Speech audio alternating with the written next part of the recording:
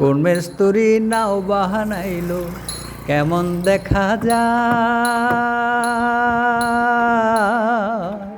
ঝিলমিল ঝিলমিল করে রে ময়ূর পঙ্খী নাই, ঝিলমিল ঝিলমিল করে রে ময়ূর পঙ্খী নাই।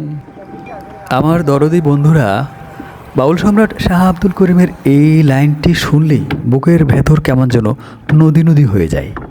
এখানে নৌকা শুধু কাঠের নৌকা না, এটা মানুষের জীবন।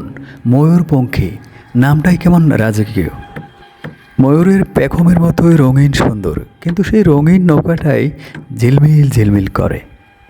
দেখুন বন্ধুরা, খুশি আর আনন্দে মনের মাধুরী মিশিয়ে নির্মাণ করছে শখের নৌকা। এটি শুধু শখের নৌকা না, এটা বেঁচে থাকার একটি মাধ্যম।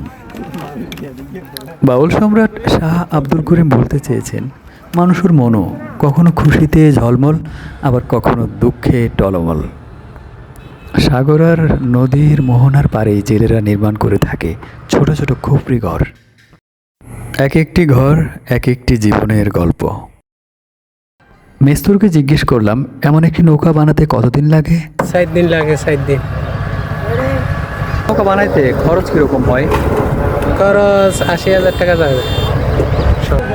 এই নৌকা দিয়ে আপনারা মাছ ধরেন, তো মূলত কি কি মাছ ধরতে পারেন? চিংড়ি মাছ, ছোট ছোট মাছ, ইচা মাছ, এই সেই। এভাবে কি চলা যা বলতে চলতে পারেন? এই একটি নৌকা দিয়ে আপনাদের জীবন কি চলে, জীবন চালাইতে পারেন? আরে কষ্ট আর কষ্ট দিয়ে চলি আর কি। আচ্ছা, ধন্যবাদ। তবে কথায় আছে, দুঃখে যাদের জীবন গড়া তাদের আবার শোক কিসের। দুঃখ কষ্ট নিয়ে আমাদের জীবন।